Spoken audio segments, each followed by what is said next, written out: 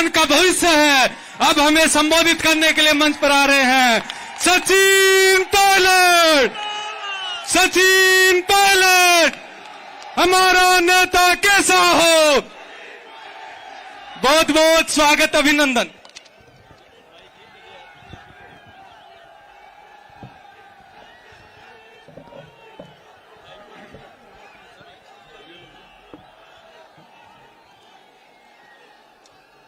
आज इस किसान सम्मेलन के आयोजक, प्रदेश सरकार में मंत्री, हमारे साथी राजेंद्र गोड़ा साहब, राजस्थान सरकार में कैबिनेट मंत्री आदरणीय हेमाराम चौधरी साहब, जिनका जन्मदिन है, मैं अपनी तरफ से और आप सब लोगों की तरफ से हेमाराम जी को उनके जन्मदिन की बहुत बहुत बधाई देता हूं, शुभकामनाएं देता हूं।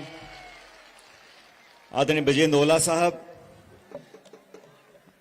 मंत्री प्रदेश सरकार में हमारे, खिलाड़ी बैरवा साहब, चेयरमैन एससी आयोग के, हमारे विधायक और पूर्व मंत्री रहे गिरिराज मलिंगा जी, सुरेश मोदी जी, दातारामगढ़ से विधायक वीरेंद्र जी, वेद प्रकाश सोलंकी साहब, मुकेश भाकर जी, इंद्राज गुर्जर साहब, बालिंदु जी, राकेश मोरदिया जी, मनीष यादव साहब, सुभाष मील जो खंडेला से आए हैं, मंच पर उपस्थित सभी नेतागण और इस किसान सम्मेलन में मौजूद मेरे किसान भाइयों, माताओं, बहनों, बुजुर्गों, नौजवान दोस्तों और प्यारे बच्चों, मैं सबसे पहले आप सभी लोगों का धन्यवाद करना चाहता हूं कि आपने आज हम सबके निमंत्रण को स्वीकार किया और इस किसान सम्मेलन में आप यहां सम्मिलित हुए हैं। पिछले 2-3 दिनों से इसी प्रकार के किसान सम्मेलन हम लोगों ने पहले नागौर में किए और कल मैं हनुमानगढ़ जिले में था, पीलीभीत में। वहां पर भी हमने किसानों को एकत्रित, संगठित और आगे बढ़ने के रास्ते की तरफ उनसे बातें की, उनकी बात को सुना, अपनी बात को रखा। शेखावाटी की इस धरती पर वीरों की जमीन है, ऐतिहासिक की मिट्टी है और यहां पर जब जब मुझे आने का मौका मिला है, आप सब ने अपार स्नेह और प्रेम दिया है। मैं आप सबका कायल रहूंगा। लेकिन आज जिस मुद्दे को लेकर हम पूरे प्रदेश में सभी किसानों को उनके जीवन में जो परिवर्तन लाने की उम्मीद हम देखना चाहते हैं, किसानों के जीवन में, किसानों के परिवार में, किसानों के भविष्य के लिए हम लोग क्या कर सकते हैं। 75 साल बाद आज भी सरकारें आई और चली गई, लेकिन इस देश में सबसे मेहनती, सबसे ईमानदार, लेकिन दुर्भाग्यवश सबसे वंचित कोई वर्ग है तो वो किसान वर्ग है। इस देश में 2/3 जनता जमीन पर काम करती है, धरती का सीना चीर कर अनाज पैदा करती है, 130 करोड़ लोगों का पेट पालते हैं। उस किसान को जो मान सम्मान, सहायता, सहयोग, मदद मिलनी चाहिए, उसके बच्चों को जो भविष्य मिलना चाहिए, वो मिल नहीं रहा। और मैं सवाल पूछना चाहता हूं उन लोगों से जो दिल्ली में 8 साल से सरकार में बैठे हैं। ये वो भाजपा के साथी हैं जो चुनाव प्रचार में बोलते थे कि हम किसान की आमदनी दुगनी कर देंगे। बोलो कहा कि नहीं कहा बीजेपी ने? हमने तो नहीं कहा आपको वादा करने के लिए, लेकिन बीजेपी के साथियों ने कहा आप वोट दो, हम किसान की आमदनी दुगनी कर देंगे। ये सारे किसान बैठे हैं। मैं आपसे पूछना चाहता हूं, किसी की आमदनी दुगनी हुई किसानों की? अगर कुछ दुगनी चौगनी हो रही है तो खाद की कीमत, पेट्रोल की, डीजल की, बीज की, यूरिया की, बिजली की, ये सारी कीमतें आसमान छू रही हैं। कोई भला आदमी केंद्र की सरकार का आकर ये बोलने को तैयार नहीं है कि महंगाई कम करने की कोशिश भी करेंगे। आप उनसे पूछो गैस का सिलेंडर 1200 रुपए का क्यों बिक रहा है, तो कहते हैं हिंदुस्तान और पाकिस्तान। आप पूछो किसान आज भुखमरी के कगार पर खड़ा है, जो 2-3 बीघे में खेती करते हैं उसमें क्या बचता होगा, क्या पालता होगा, क्या बचाता होगा, ये सवाल पूछो तो केंद्र की सरकार के लोग, बीजेपी के साथी बोलते हैं हिंदुस्तान, पाकिस्तान, मुसलमान, हिंदू, मंदिर, मस्जिद, इसी चर्चा में लोगों को समेटना चाहते हैं। लेकिन मैं चाहता हूं, हम सब चाहते हैं, किसान को एक ऐसी रूपरेखा देनी जरूरी है। किसान को मदद अगर आप नहीं कर सकते हो तो किसान पे जो प्रहार आपने किया था, ये 3 जो काले कानून बनाए थे, अपनी जिद में बनाए थे, और 1 साल तक किसानों ने देश की राजधानी में धरने दिए, प्रदर्शन किया, चक्का जाम किया। तो 1 साल के बाद जब चुनाव आने वाले थे तो हाथ जोड़ के बोला, ये तीनों कानून वापस ले रहे हैं। अब मैं इनसे पूछना चाहता हूं कि किसके कहने पे तो आपने कानून बनाए थे और किसके कहने पे आपने वापस ले लिए? सैकड़ों किसानों की जान चली गई। इस देश में किसान को जो हक और अधिकार मिलना चाहिए, किसान के नाम पर राजनीति सब करते हैं, किसान के नारे सब देते हैं, लेकिन सही मायने में किसान, उसके परिवार को भला और भविष्य अगर बेहतर करना कोई चाहता है, उन लोगों की पहचान आपको करनी पड़ेगी। मैं किसान परिवार में पैदा हुआ और मैं इसलिए बोलता हूं कि मेरा जन्म गांव में नहीं हुआ। मेरे पिताजी एयरफोर्स में थे, तो जहां जहां एयरफोर्स का स्टेशन था वहां हमारी पोस्टिंग होती थी। लेकिन जो किसान के दर्द को नहीं समझ सकता, जो किसान की मुश्किल को नहीं समझ सकता, वो सिर्फ भाषण दे सकता है। और मैं ये बात बार बार बोलता हूं, जब तक किसानों के बच्चे, गरीब के बच्चे उन कुर्सियों पर नहीं बैठ जाएंगे जहां से इस देश की, प्रदेश की नीतियां लागू होती हैं, तब तक देश का कल्याण, प्रदेश का कल्याण नहीं हो सकता। जिसको पता होगा कि मुझे बैंक से अगर 50,000 रुपए का लोन लेना है, उस किसान की चप्पल घिस जाती है, जूती घिस जाती है बैंक के चक्कर काटते काटते। 2 बार क्लर्क मिलेगा, बोलेगा अटैच करके लाओ, नोटराइज करके लाओ, ये प्रमाण पत्र दो, क्या गिरवी रखोगे, 10 चक्कर काटेगा, फिर किसी दलाल को 2-5 हजार रुपए पकड़ाएगा, तब जाके उसको मिलेंगे 50,000 रुपए। ये हकीकत बनी है देश की व्यवस्था के अंदर। और कोई धन्ना सेठ, मोटा आसामी, कोई उद्योगपति बैंक मैनेजर को फोन कर दे तो 10 करोड़ का चेक उसके घर पहुंच जाता है, बैंक मैनेजर लेकर जाता है। इस वास्तविकता को समझना जरूरी है और इसलिए हम लोगों ने बीड़ा उठाया है कि उन लोगों को सचेत करेंगे, उन लोगों को जो किसान की ताकत को कम समझते हैं। इस देश में लोगों को बांटने के लिए बहुत सी बातें बोली जाती हैं, जाति, धर्म, भाषा, प्रांत, लेकिन इन सब बातों को खत्म करने के लिए, इन सब बातों से ऊपर उठने के लिए कुछ ऐसी बातें भी हैं। जो किसान है वो किसी जाति का नहीं है। जो अनाज पैदा कर रहा है, मंडी में एक मुट्ठी गेहूं की पकड़ लो, कोई बता नहीं सकता किसको किसने पैदा किया है, जाट ने, मीणा ने, गुजर ने, तेली, कुछ पता नहीं। लेकिन अनाज पैदा करने वाला, खेती करने वाला जो व्यक्ति किसान, उसकी कोई जाति नहीं है। और नौजवान हमारे साथी बहुत से खड़े हैं यहां पर। जवानी और किसानी, ये जात पात, धर्म, भाषा, लिंग, प्रांत, इन सब बातों से ऊपर उठकर है। तो मैं नौजवानों से और किसानों से यह अपील करना चाहता हूं कि अपनी ताकत को हम लोग समझें और लोगों को विश्वास होना चाहिए कि हमारी कथनी कर्मी में फर्क नहीं है। जो हम कहते हैं वो कर कर दिखाते हैं। साथियों, गुड़ा जी भाषण दे रहे थे और हकीकत तो ये है कि रान्य गुड़ा जी जब भाषण देते हैं तो वो खुलकर ही बोलते हैं, तो बीच में कोई कोई full stop, comma, speed breaker कुछ नहीं। लेकिन ये किसान सम्मेलन हम लोगों ने इसलिए बुलाए क्योंकि हम चाहते हैं कि किसानों में जागरूकता पैदा हो और किसानों की भलाई के लिए, किसानों के भविष्य के लिए अपनी कलम की हर शाही का इस्तेमाल लोगों की, किसानों की भलाई के लिए करें। इसलिए किसानों को संगठित होकर अपनी बात रखना बहुत जरूरी है।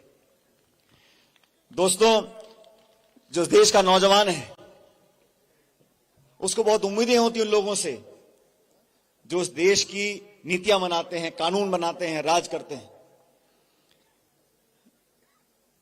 और मैंने कल भी कहा, परसों भी कहा, इस देश के नौजवान को उम्मीद हम सब लोगों से है। जो बच्चा गांव में रहता है, शहर में रहता है, मेहनत करता है, खर्चा उठाता है, किताब खरीदता है, तैयारियां करता है, एग्जाम देने जाता है और पेपर अगर लीक हो जाता है तो सबको दुख होता है। ये किसी एक नेता, मंत्री, संतरी, पक्ष, पार्टी, इसकी बात नहीं है। और बार बार अगर होता है तो उसका दुख हम सभी को लोगों को है। और मुझे खुशी है, मैं स्वागत करता हूं इस बात का कि जो जो इस प्रकरण में पकड़ा जा रहा है उस पर कार्रवाई की जा रही है। लेकिन इतना बड़ा हादसा अगर होता है, लगातार होता है, तो जिम्मेदारी तो तय करनी पड़ेगी। अब ये कहा जा रहा है कि कोई अधिकारी, कोई नेता इसमें लिप्त नहीं था। तो भाई, जो एग्जाम की कॉपी होती है वो तिजोरी बंद होती है, वो तिजोरी में बंद होके बाहर बच्चों तक पहुंच गई, ये तो जादूगरी हो गई। भाई, ऐसे कैसे हो सकता है? ऐसा संभव नहीं है। कोई ना कोई तो जिम्मेदार होगा। और जांच चल रही, मुझे खुशी, मैं स्वागत करता हूं इस जांच का। और मैं विश्वास दिलाता हूं, हमारी पार्टी ने, चाहे राहुल गांधी जी हो, सोनिया गांधी जी हो, अपने नौजवानों के लिए हमेशा मदद और काम करने का काम किया है। साथियों, मैं 26 साल का था 2004 में। सोनिया गांधी जी ने मुझे लोकसभा का टिकट दिया और आपके आशीर्वाद से उस समय सिर्फ स्वर्गीय ओला साहब, मैं, डॉक्टर करण सिंह यादव साहब अलवर से और नमोनारायण मीणा जी माधोपुर से, हम 4 लोग लोकसभा चुनाव जीत कर आए थे। राहुल गांधी जी ने जो बीड़ा उठा रखा है,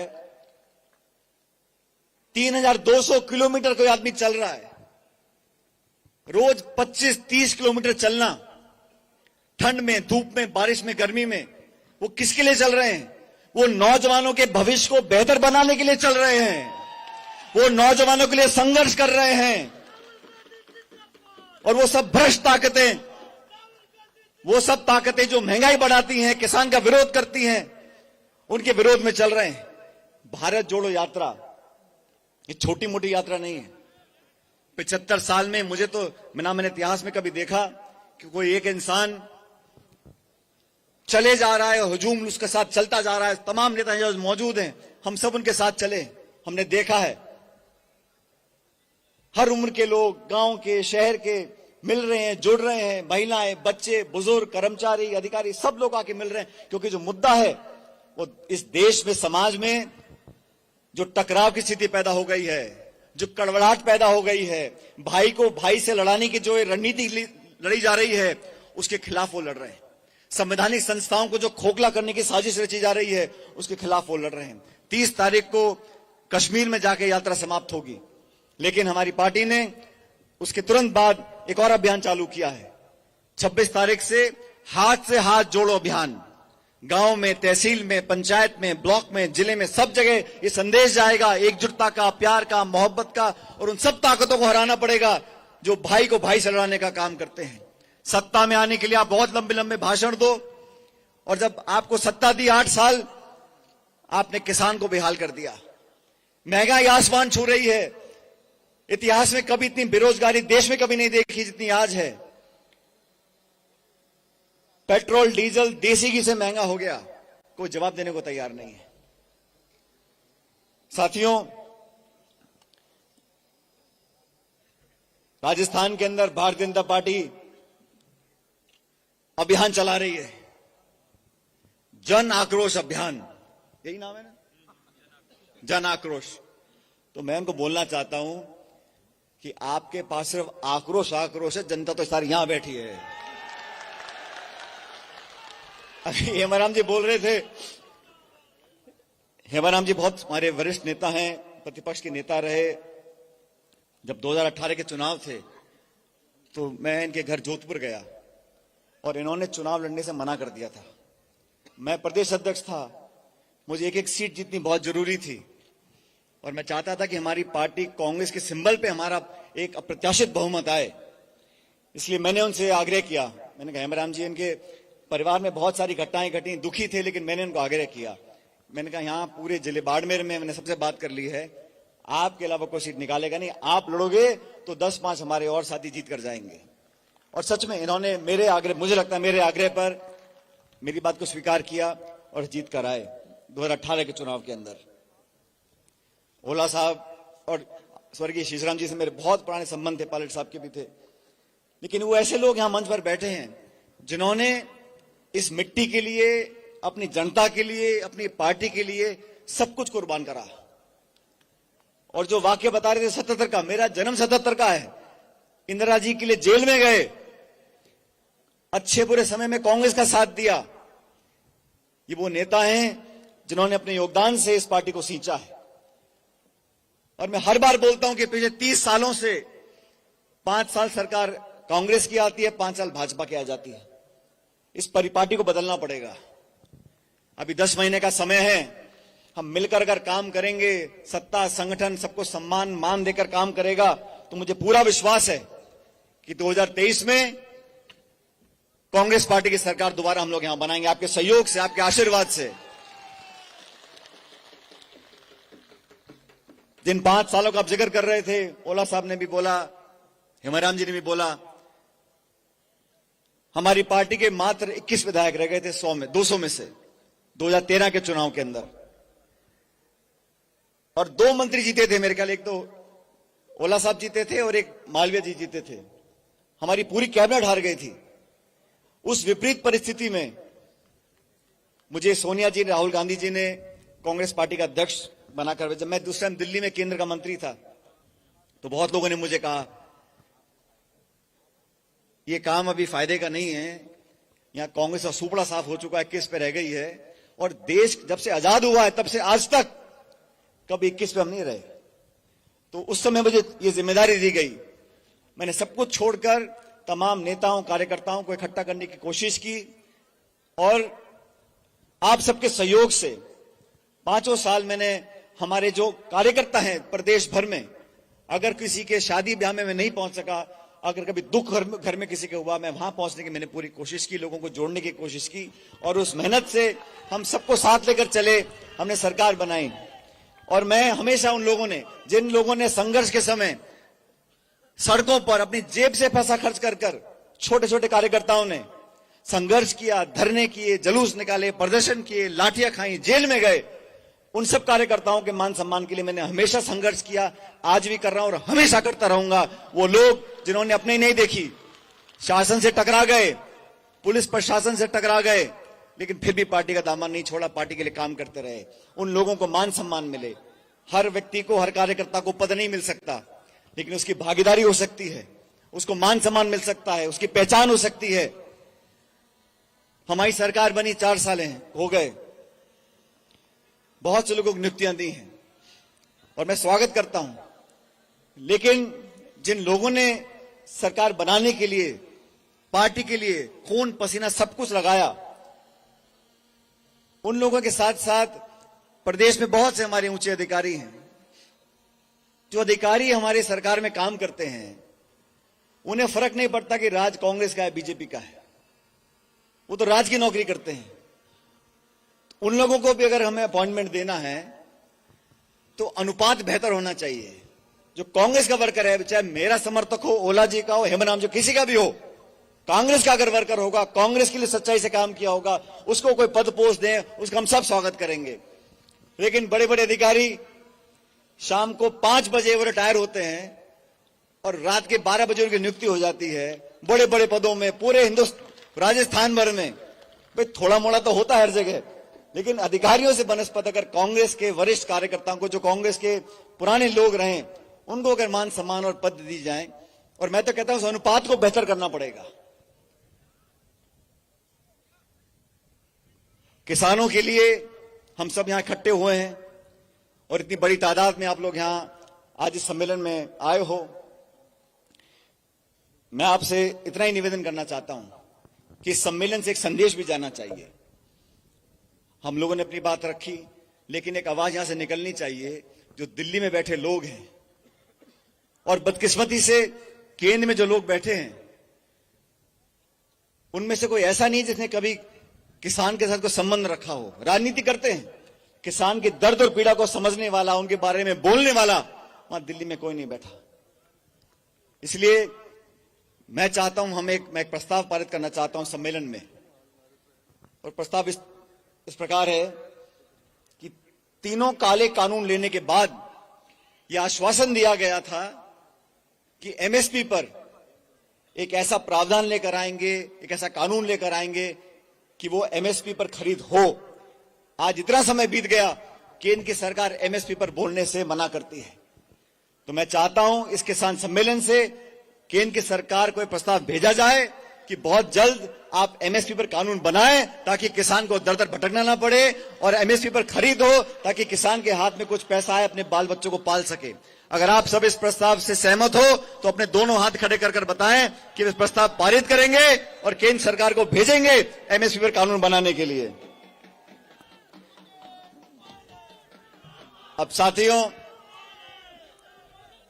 10 महीने के बाद चुनाव है, हम सबको भी से तैयारी करनी है। जैसा मैंने कहा, हमारी कोशिश है कांग्रेस पार्टी का संदेश हर ब्लॉक, हर जिला, हर गांव में लेकर जाएं, हर बूथ तक अपनी पार्टी को मजबूत करें और 26 तारीख से जो हाथ से हाथ जोड़ो अभियान हम चला रही, हमारी पार्टी चला रही है, उसमें आदरणीय प्रियंका जी भी अलग अलग राज्यों में जाएंगी और मैं समझता हूं जयपुर भी उनका आना होगा। हम उनका स्वागत और अभिनंदन करेंगे, लेकिन इस अभियान को भरपूर जोश से हम लोग ले जाएं ताकि लोगों को लगे कि हमारी पार्टी दोबारा जीतने वाली है। 10 महीने का समय है।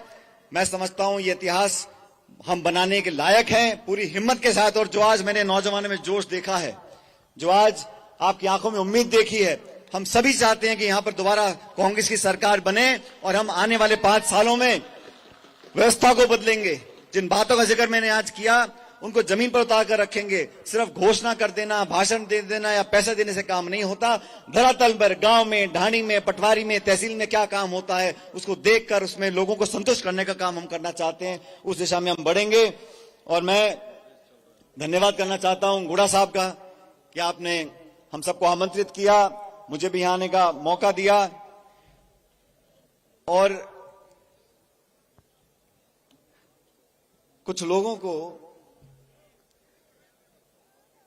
उन्हें गुमा है कि हमारी उड़ान कुछ कम है, उन्हें गुमा है कि हमारी उड़ान कुछ कम है, और मुझे यकीन है कि आसमान कुछ कम है। 36 कौम के लोगों के साथ मिलकर एक बेहतर राजस्थान बनाना है। सरकार दोबारा हम लोग बनाएंगे, लेकिन मैं आपके साथ एक नारा लगाऊंगा ताकि जो प्रस्ताव हमने पारित किया है उसकी गूंज दिल्ली तक सुनाई दे। जोरदार नारा देना, जय जवान, जय जवान। ये आखिरी नारा है, लगना चाहिए कि यहां शेखावटी से नारा गया है, जय जवान। बहुत बहुत धन्यवाद। जय हिंद। राम राम साहब।